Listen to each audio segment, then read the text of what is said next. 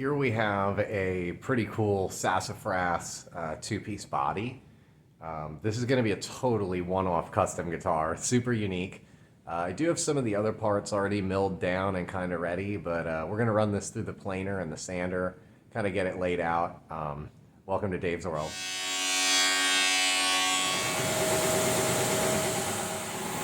Run it through the time saver, get it real flat before we glue on our top.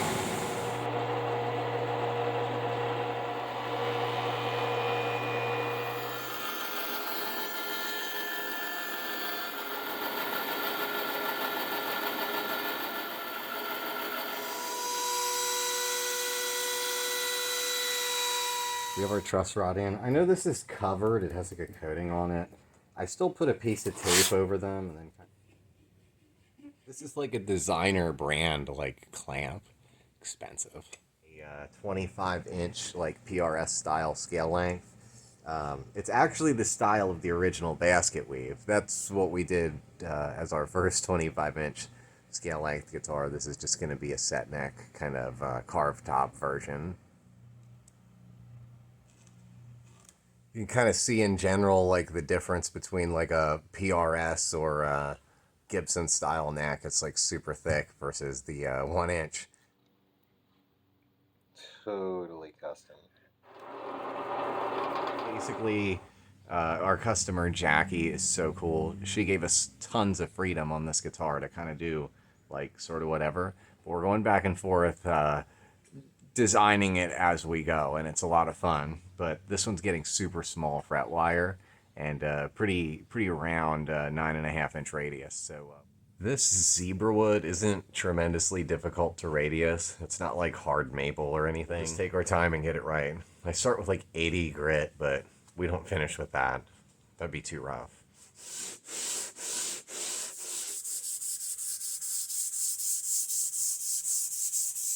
So we're just very loosely basing this one off of like the Les Paul.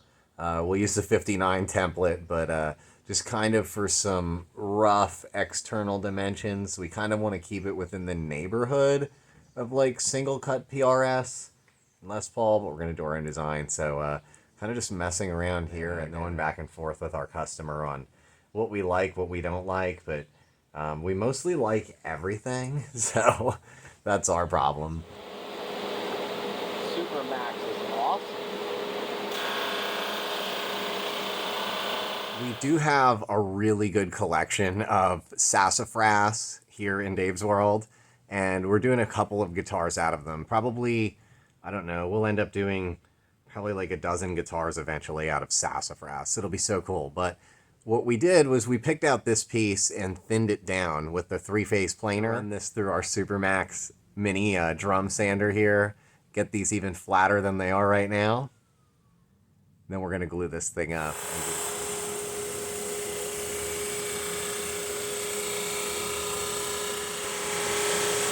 Pretty cool. I'm going to glue up this top first, and then we're going to glue it to the body later. Surface it again tomorrow. It's a little bit thicker than I would usually leave a top.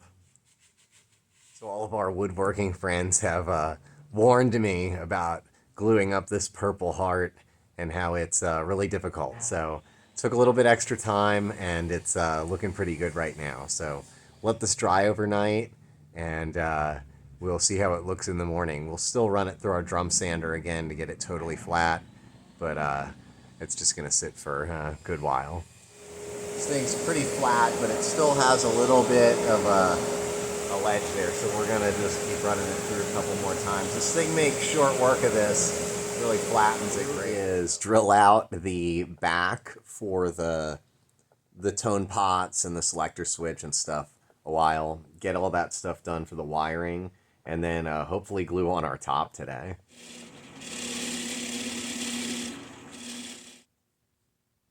Switch route in the back and our channeling, so that'll help with all of our wiring. Once again, we're getting into like the Bo Diddley shape. I'm telling you guys, I really want to do one. Nobody in our commercial urban setting cares about us making noise on 5:30 a.m. on a Sunday.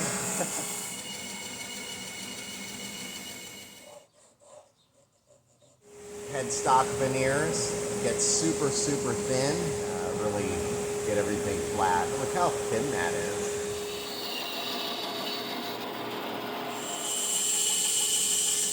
Kind of just like going with it, just sort of making cuts. And kind of... This is designed on our Laguna bandsaw, so we're just going to keep on kind of just cutting it up until it starts looking right. Pretty cool. This headstock veneer I glued on yesterday, so we'll go ahead and get that all shaped up and make it look a little bit more like a guitar. So I'm not really all that controversial. I don't really like controversy or like drama. But holy Toledo, we get a lot of emails saying, can you just make it like a Gibson, like the headstock, please? Can you just make it like a Fender headstock, please? And just stick their logo on. I'd really appreciate it. No. This is the Lair Instruments Custom Shop, where we put our own name on it and do our own twists and turns on the vintage classics everyone knows and loves. I do think electric guitar, is really kind of... The instrument's out of its infancy, but it's really not been around that long. I mean, 100 years we've been putting steel strings on guitars. Martin, 70 years. Well, this year's 70 years of the Stratocaster, so yeah, like a little bit over 70 years, you're talking electric guitars mass-produced. It's not like it's been around that long, so I think it's about time that we get away from the Fender and Gibson and start buying stuff like, you know, I'm making and other people. So, my opinion anyways. If you are interested in Fender and Gibsons, though, I have a bunch in my personal collection. The email's in the description. I think it would be a little neck heavy with these clamps on. We'll get those off of there.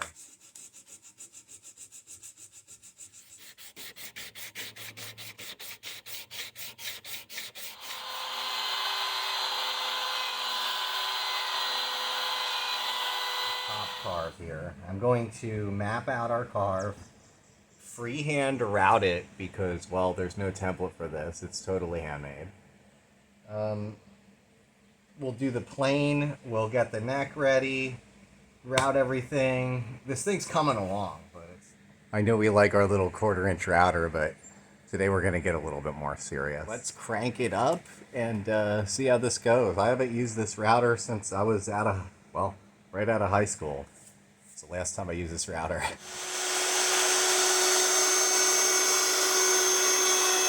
So that's our first dive into our carved top. So we're gonna keep on keeping on with our monster and get this really right. These old Porter cable routers are amazing, and ours is no different. I think it's actually the best one they ever made. So we'll keep using it, and with our new bit, this will be a really fun experience. Purple wood dust, which is pretty wild. I'm going to sweep all this up and get this mess cleaned up, and then we'll check out what we have. We're going to start shaping our top, which will all be pretty much by hand from here on out. We'll get pretty far. Just to kind of initially cut into it and make an impression on it. This is by no means Gibson or PRS spec. This is our spec.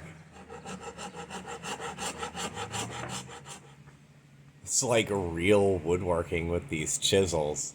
This reminds me of like day one Mr. G's Votech class. It's the first thing you learn is like hammer and chisel. I remember being like, 15 years old doing this, thinking, yeah, this is how you make necks. We'll make necks someday. This maple's a little bit more difficult to carve away at, but we have all new stuff, so it's going pretty well. We'll continue.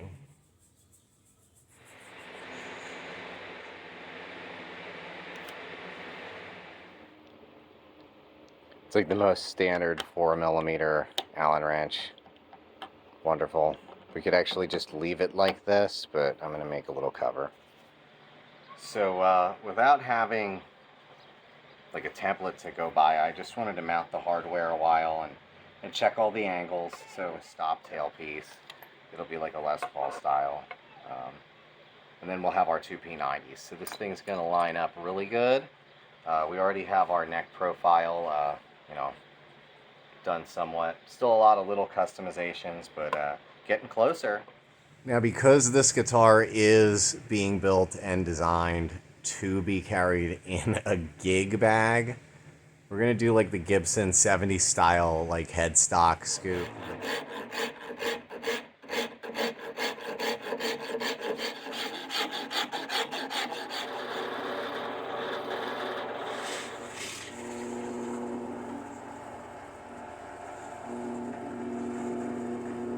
That one's like Flying V, and this one's like pop art or Art Deco. I don't know.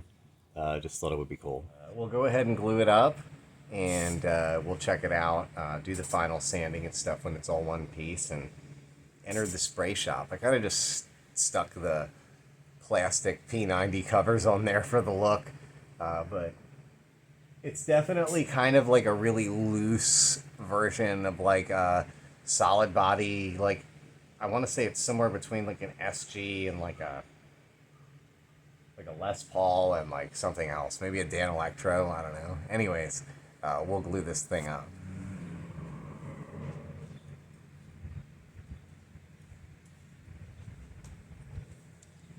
Just rag with water cleans up around the neck.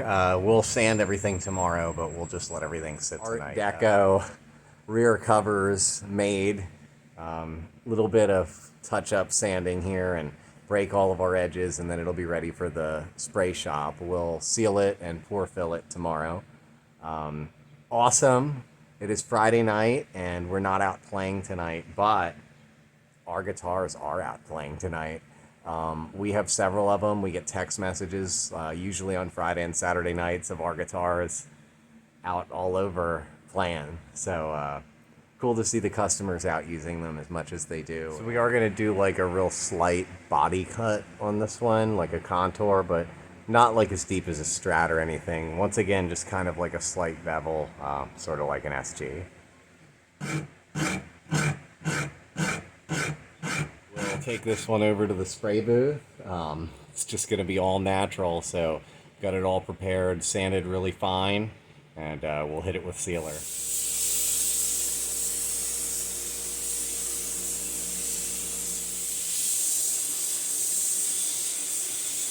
So all along, this has been Jackie's guitar. Our customer Jackie ordered this guitar from us. She picked the wood, designed it, everything. And it's actually really coming along right now. It's coming to life. This thing keeps getting thinner and thinner with every phone call. The top kind of changed shape. The back, everything on it is just totally unique. Everybody that sees this guitar is kind of like, okay, that's interesting. Well, it's about to get a lot more interesting. Check this out. This guitar is getting a special decal on the back of the neck, and we're gonna print out a water slide, lacquer over it, and then we're gonna stick it on the back of the neck and lacquer over that. Pretty interesting.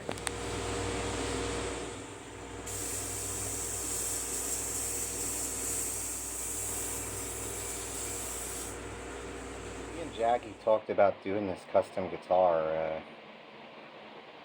Like, we really definitely meant like custom guitar. So I don't know if Paul Reed Smith does this. Probably, right? Like, if you want it to say just anything on the back. I have done guitars that have like secret messages on the inside. Jackie's other guitar is one of them. That's like special request. But there's other guitars that have secret messages on the inside. They all kind of have their own unique place, and I feel like doing hidden messages or just writing crazy stuff on the back is, perfectly acceptable behavior for a guitarist. And I just think like more big guitar companies should, do this. Relax. Just breathe. One at a time and lay them on. I'm going to try and just get them as straight as I can. Here we go. So far, so good.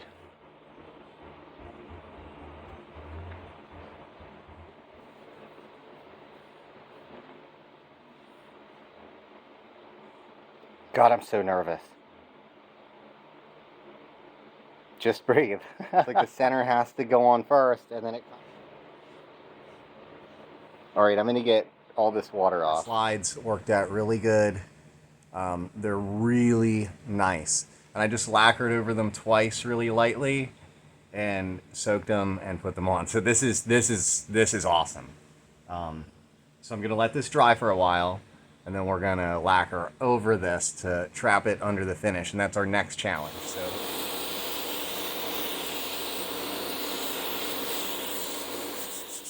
Getting really close here to finishing this one up. It'll be done fairly soon. So Dumac, like super crown tool. It has this.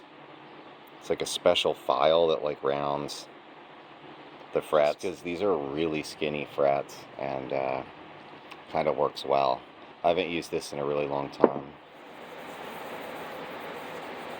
pretty much it makes or breaks your guitar if the finish isn't any good. So this is really important. It's tedious, but really pays off. It takes like a day to do the frets and the buffing and polishing. It's really a lot of fun. It's very tedious and very, very calming to do.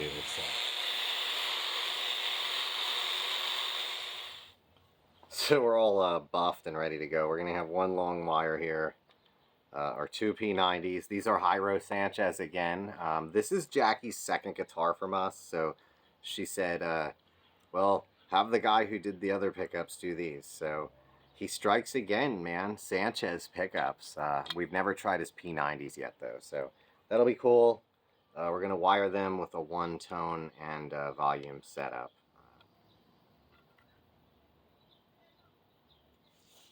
Well, our fretboard here. So we have it all intonated. The optional custom pick guard is now installed.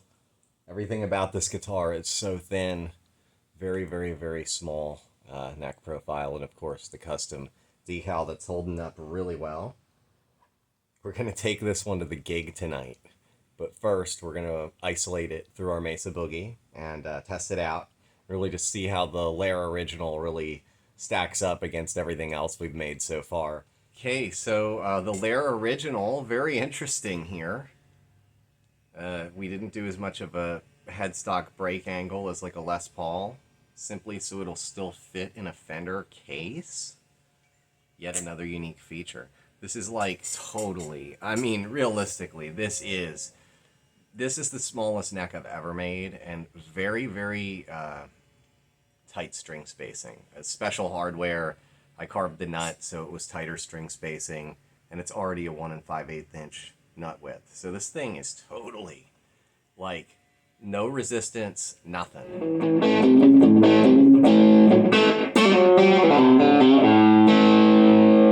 Turn down the tone and the volume a little. It kind of can like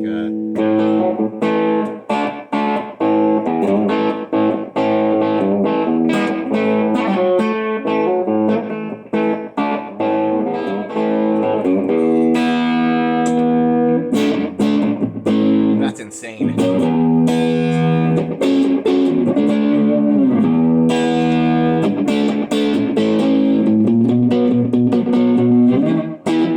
always like the okay, that neck pickup, when we turn that on, I have the tone down to like 5, and man, that was like what would you like? That's like Billy Gibbons or something.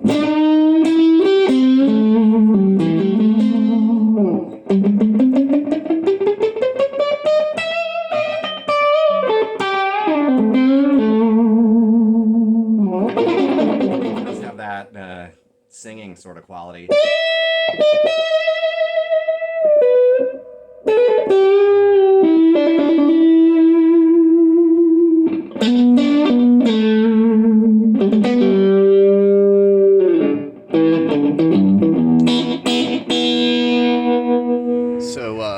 little gig, we have this little amphitheater kind of outside stage. This is at the Shippensburg Fair, so plenty of action and excitement. But yeah, we'll be playing, and Jackie's guitar, Just Breathe. I mean, Where are we? We're at Dave's World. We're about to play our show. And, well, better get going. Shippensburg Community Fair. My name is Lizzie. I am your 2024 Shippensburg sweetheart. Our queen, Abby, is currently down at the tractor pools making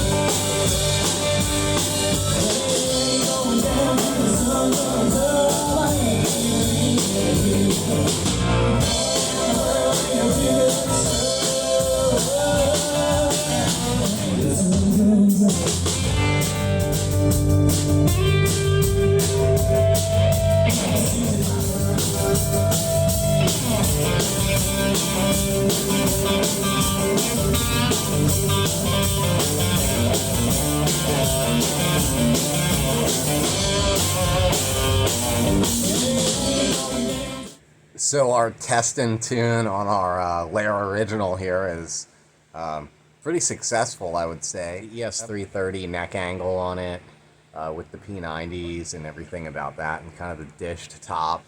Super unique. It's absolutely built to have just no resistance whatsoever. You just put your fingers down on there and the action's so low, and the scale length and like the neck is so small. Just everything about it adds up to being really easy to play. So quite the journey with this one. We've been able to kind of, well, pick the wood with Jackie all the way up to delivering it, which is the last step. We're gonna go and do that, but before that, just admiring the fact that it's awesome at the gig. It plays great in the band. It's really cool in isolation here with the amp too. It's a lot of fun to play. Slide on the neck pickup is a ton of fun. This guitar is just a total powerhouse.